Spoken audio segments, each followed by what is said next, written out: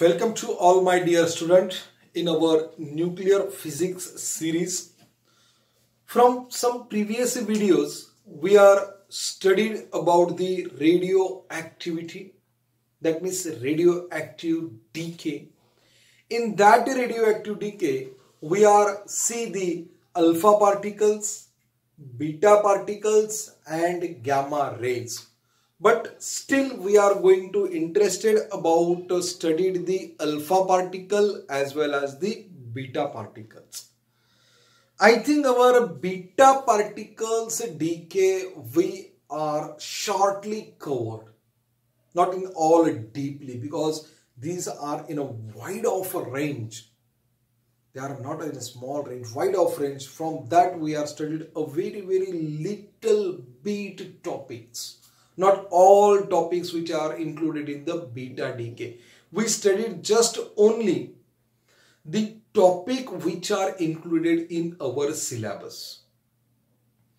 In that syllabus, first of all, we see the what is the radioactive decay. After that, we are see the three form of beta decay. In that beta decay, we afterly see that the Fermi theory of beta decay. After that, what is kind of the neutrino, that is non-conservation parity of beta decay, and such kinds of topics we are covered in beta decay. So guys, today we are going to introduce about the nuclear reactions. So what kinds of nuclear reactions happens in a radioactive decay? Such four kinds of nuclear reactions are introduced in nuclear radioactive decays. That means in a nuclear reactions. How many types? How many types? There are the four types.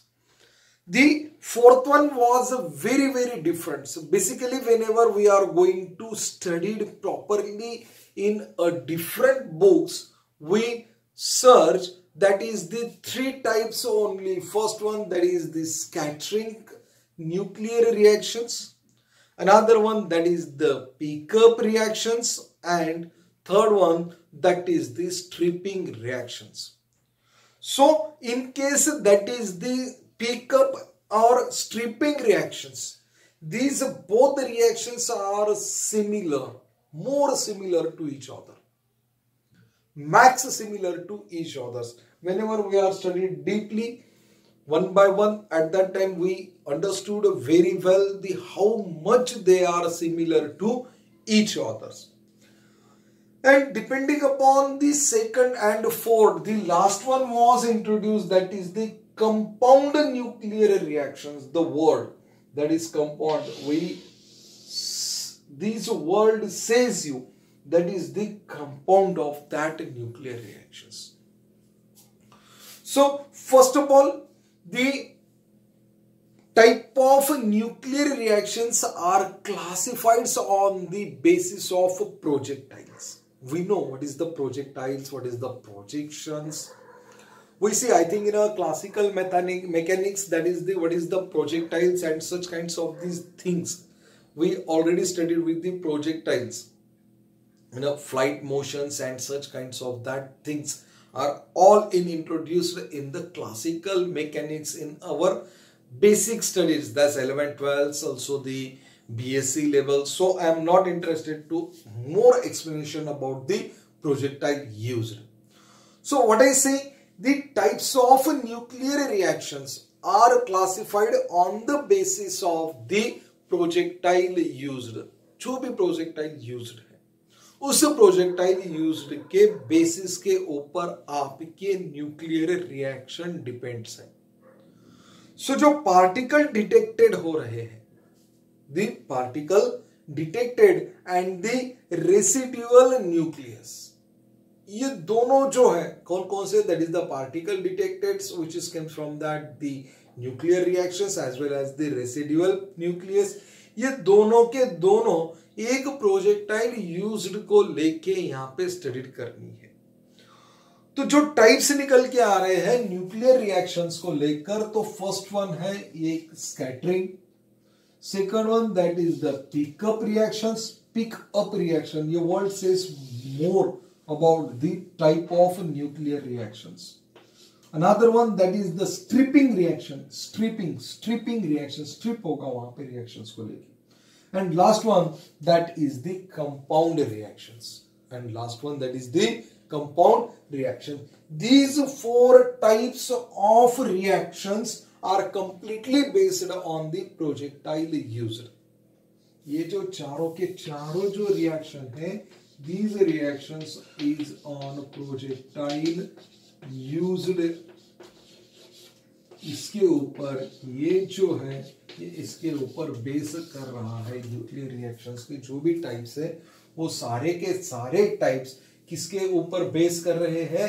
That is based on the basis on of the projectile used, the particle deflected, the particle detected on the residual nucleus. So we are going to study one by one. First of all, we are see the first type of this nuclear reaction, that name is the scattering nuclear reaction. First one, scattering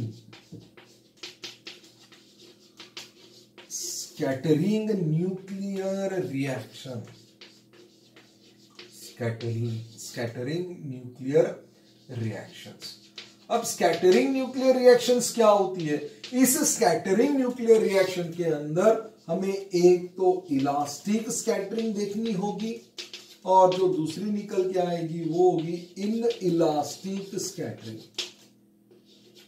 in elastic scattering. अब elastic scattering और in elastic scattering में क्या फर्क होता है? अब देखो, कोई भी स्कैटरिंग हो रही है तो वो कैसे होगी? आउटगोइंग भी होगी, क्योंकि कोई भी एलिमेंट जो है, रेडियो एक्टिव एलिमेंट जो होता है, वो खुद को स्टेबल करने के लिए कुछ एनर्जी को रिलीज करता है खुद से, कुछ क्या कहते हैं हम लोग उसको, रेज को एग्जिट करता है खुद से, कुछ पार्टिकल्स को बाहर निकालता है। उसी को हम अल्फा पार्टिकल कहते हैं, बीटा पार्टिकल कहते हैं, या जो रेज वो एग्जिस्ट करता है खुद से उसको हम गामा रेज भी कहते हैं। तो इसके अंदर क्या है कि ये जो स्कैटरिंग रिएक्शन है, इस स्कैटरिंग रिएक्शन के अंदर जो प्रोजेक्टाइल है, अगर वो प्रोजेक्टाइल आउटगोइंग पार्टिकल को डिटेक्ट करता है, या projectile and the detected particle are the same. फिर से मैं बोल रहा हूं, प्रोजेक्टाइल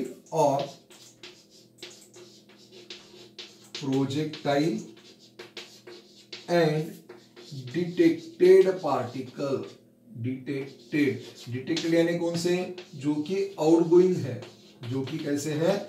आउटगोइंग है। प्रोजेक्टाइल और डिटेक्टेड, ये दोनों के दोनों पार्टिकल अगर सेम है तो उसको हम लोग क्या बोलेंगे? वो जो स्कैटरिंग है, वो स्कैटरिंग कैसी है? इलास्टिक स्कैटरिंग है। वो कैसी स्कैटरिंग है? इलास्टिक स्कैटरिंग है। और इसके अलावा when the residual nucleus is left in the ground state के अगर रेसिडुअल न्यूक्लियस अगर लेफ्ट में जाता है तो उसको हम बोलेंगे इन इलास्टिक स्कैटरिंग। उसको क्या बोलेंगे हम लोग? इन इलास्टिक स्कैटरिंग बोलेंगे। तो सिंपल है बच्चों, ये सबसे पहले क्या है कि स्कैटरिंग न्यूक्लियर रिएक्शन, ये किसके ऊपर बेस है? ये जो पूरा का पूरा टाइप है न्यूक्लियर रिएक्शन का, ये बेस करता है प्रोजेक्टाइल यूज्ड के ऊपर। किसके ऊपर बेस करता है? वो प्रोजेक्टाइल यूज्ड के ऊपर बेस करता है। और जो दूसरा वाला है,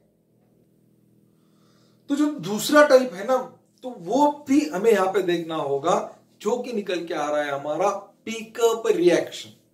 तो इसमें सिंपल है, इसमें क्या समझना है कि इलास्टिक स्कैटरिंग कैसी है, इन इलास्टिक स्कैटरिंग कैसी है। अगर प्रोजेक्टाइल और डिटेक्टेड जो कि आउटगोइंग वाले हैं, ये दोनों के दोनों पार्टिकल अगर सेम है तो वो है इलास्टिक स्कैटरिंग। और इन इलास्टिक स्कैटरिंग में क्या है कि जो हमारे रेसिडुअल न्यूक्लियस है, कौन से वाले, दैट इज रेसिडुअल न्यूक्लियस, वो कहां पे है, which is the left in the ground state. Ground state के अगर लेफ्ट में होते हैं तो उसको क्या कहते हैं हम, इन इलास्टिक स्कैटरिंग। उसको क्या कहते हैं हम लोग, इन इलास्टिक स्कैटरिंग कहते हैं। अब ये जो इन इलास्टिक स्कैटरिंग है और ये जो इलास्टिक स्कैटरिंग है, ये दोनों के दोनों किसके ऊपर बेस करते हैं, प्रोजेक्टाइल के ऊपर बेस करते हैं। Why, because I want to say here कि ये जो है residual nucleus which is on the left in the ground state, तो ये जो प्रोजेक्टाइल के ही अंदर आता है। ओके और ये डिटेक्टेड क्या है कि जो स्कैटरिंग होने के बाद जो पार्टिकल्स डिटेक्ट किए जाते हैं, अल्फा पार्टिकल्स या बीटा पार्टिकल्स, जो भी पार्टिकल्स है वो डिटेक्ट करते हैं वो वाले, और प्रोजेक्टाइल के जो प्रोजेक्टाइल मोशन के जो प्रोजेक्टाइल के अंदर के जो पार्टिकल्स है, अगर वो दोनों के दोनों अगर सेम है तो उसे कहा जाता है इलास्टिक। प्रोजेक्टाइल क्या है कि प्रोजेक्टाइल हम लोगों का मोशन है। अब ये फ्लाइट का कैसा उड़ना होता है, टेक ऑफ कैसा होता है, टेक ऑन कैसा होता है, ये आप लोगों ने अगर प्रॉपरली पढ़ा होगा तो आपको प्रोजेक्टाइल समझ में आता होगा। चलो ये था पहला वाला जो कि स्कैटरिंग न्यूक्लियर रिएक्शंस बता रहा है। अब जो सेकंड वन निकल के आ रहा है, बहुत इजी है सेकंड वन, वो है आपका पिकअप रिएक्शन। कौन सा है वो है आपका पिकअप रिएक्शन। वो जो है दूसरा निकल के आ रहा है, उसको क्या नाम है, पिकअप रिएक्शंस। अब ये पिकअप रिएक्शन क्या है, अब जो पार्टिकल्स हैं, या तो उसको और समझ लो, when the projectile gains nucleus, जो प्रोजेक्टाइल गेन्स न्यूक्लियॉन्स है जो कि टारगेट से निकल के आ रहे हैं। मैं फिर से बताता हूं आपको, फिर से समझ लो, व्हेन द प्रोजेक्टाइल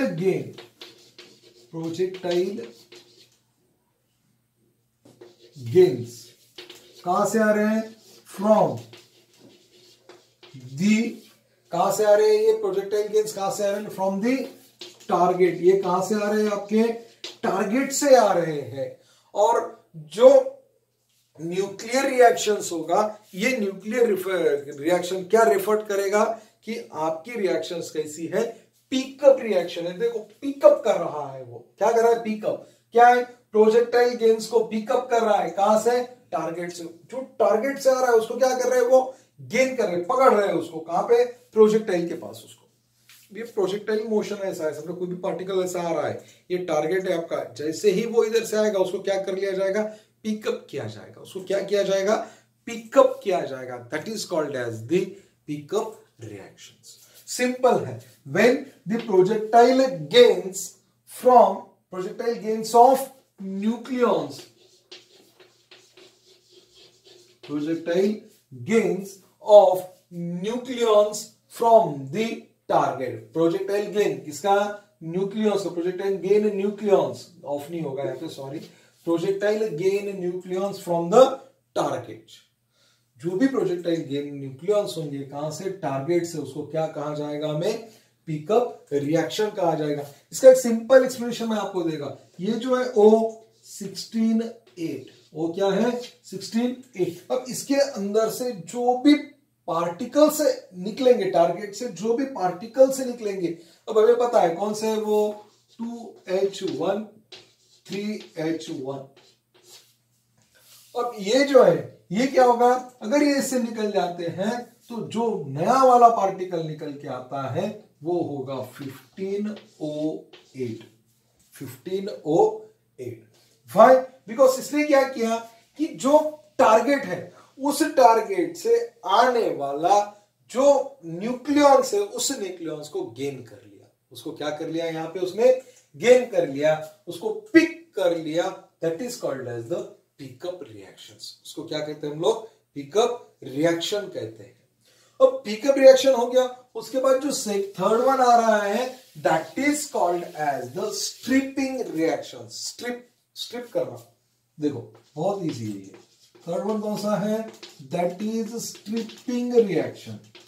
कौन सा है? Stripping reaction. देखो पिकअप में बहुत इजी है, वो क्या कर लेते हैं, टारगेट से आने वाले जो भी न्यूक्लियस है, प्रोजेक्टाइल न्यूक्लियस को क्या कर लेते हैं, वो वहां पे गेन कर लेते हैं। When the projectile gains nucleus from the targets, projectile gains nucleons from the target, that is called as the simple, that is called as the pickup reactions। और उसके एग्जांपल भी मैंने दिया था ऑक्सीजन के लिए।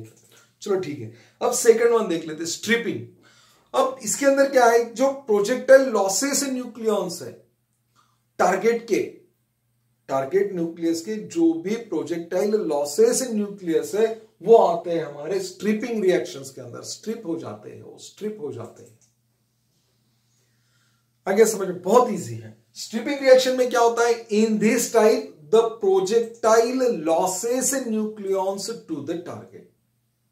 इन this type the projectile losses nucleons to the target nucleus.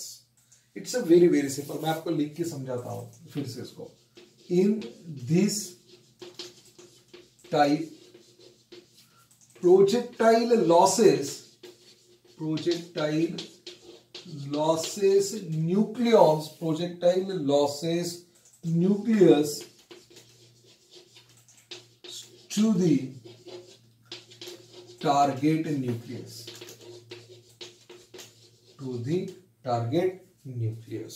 Simple, ये इसके अंदर ये होता है कि प्रोजेक्टाइल लॉसेस न्यूक्लियस होते हैं टू द टारगेट न्यूक्लियस के। अब इसको सिंपल एग्जांपल मैं आपको यहाँ पे दे देता हूं, ऑक्सीजन का ले लो 16O8 इन ब्रैकेट। अब प्रोजेक्टाइल लॉसेस है, बराबर है, स्ट्रिपिंग रिएक्शन है, कहां पे, projectile losses nucleus to the target nucleus है, तो यहां पे क्या होगा हमारा, He जनरेट होगा 4 2, बराबर है। सिमिलरली हाइड्रोजन एक होगा H2 1, और ये जो होगा 16 2 दैट इज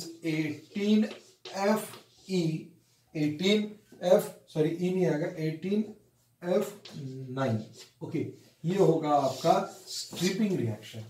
इसके बाद की जो आएगी रिएक्शन वो होगी स्ट्रिपिंग रिएक्शन। बहुत इजी है, 16 2 8 8 1 9, ये हो गया स्ट्रिप, क्योंकि वहां पे क्या हो रहा है, स्ट्रिप हो रहा है। In this type the projectile losses nucleus to the target nucleus, that is called as the stripping reactions. So अब ये पिकअप रिएक्शन हो गया या स्ट्रिपिंग रिएक्शन हो गया, इस दोनों के अंदर जो भी एज्यूम्ड न्यूक्लियॉन्स के लेके हम लोगों ने किया था, ये जो प्रोसेस है, इस process that is nothing but the जो शेल हम लोग कंसीडर करते हैं। देखो हम लोगों ने देखा था कि ये न्यूक्लियस है, इसके पास में से शेल्स होते हैं, ये सब की सब बोले तो कौन सी, एक पिकअप और दूसरी ये वाली स्ट्रिपिंग। इसको यहाँ पे जो लेवल्स है, शेल लेवल्स हमको बोलते हैं, टारगेट न्यूक्लियस की जो भी लेवल्स होती है उस लेवल्स के अकॉर्डिंग वहां पे क्या होता है, डिस्ट्रीब्यूशंस ऑफ द न्यूक्लियॉन्स होता है, डिस्ट्रीब्यूशंस ऑफ द न्यूक्लियस होता है। और ये डिस्ट्रीब्यूशंस ऑफ दीज न्यूक्लियस को लेके जो भी रिएक्शंस होगी उस रिएक्शन को रेफर कर लेते हैं हम डायरेक्ट रिएक्शन के अंदर।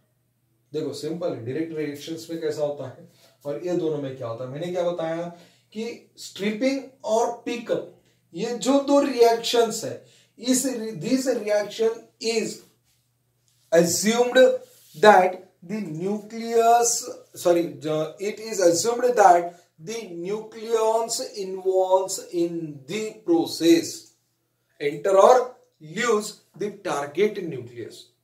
इसके अंदर हम लोगों ने क्या assume किया था कि जो न्यूक्लियॉन्स है वो न्यूक्लियॉन्स क्या है, इन्वॉल्व है। कौन सी प्रोसेस में, एक तो एंटर प्रोसेस वाली प्रोसेस में या ल्यूज वाली प्रोसेस में, जो टारगेट न्यूक्लियॉन्स को लेके हम लोग देख रहे हैं उसके अंदर। मगर ये जब हो रहा है ना, तब these are without disturbing the other nucleons, without disturbing. समझो हमारा कि यहाँ पे न्यूक्लियॉन्स हैं ये वाले, तो ये जब यहाँ पे आप लोग इसको टारगेट बनाओगे तो सिर्फ इसको लेके ही वर्क होगा, इसको लेके ही एजम्पशंस होगा, ये इसको डिस्टर्ब नहीं करता, ये इसको डिस्टर्ब नहीं करता। तो हम लोग क्या करते हैं, सिर्फ और सिर्फ एक न्यूक्लियॉन्स को लेके स्टडी करते हैं। अब जो फोर्थ वन हमारा आएगा वो फोर्थ वन होगा हमारा the compound nuclear reaction. Fourth one कौन सा होगा अपना? Compound nuclear reaction. अब ये तो थोड़ा सा लिटिल बट इजी है ये तीनों से। कौन सा वाला? That is the compound nuclear reaction. Compound nuclear reactions. अब कंपाउंड न्यूक्लियर रिएक्शंस क्या होता है? जो प्रोजेक्टाइल है, here the projectile and target from compound nucleus. Compound nucleus का जो भी प्रोजेक्टाइल है और दूसरा जो टारगेट है, ये इसके साथ जो टिपिकल लाइफ स्पॉन होती है, जो भी उसकी लाइफ होती है, वो लाइफ कितनी होती है? Nearly 10 to the power minus 16 second. 10 to the power minus 16 second. Compound nucleus की जो टारगेट है या जो प्रोजेक्टाइल है, इनकी जो लाइफ स्पैन होती है, लाइफ स्पॉन कितनी होती है इसकी? 10 to the power minus 16 second. When the time is compared with a typical nuclear time, this time of the projectile to traverse the target nucleus is greater. What I say once again, when this time is compared with a typical, when this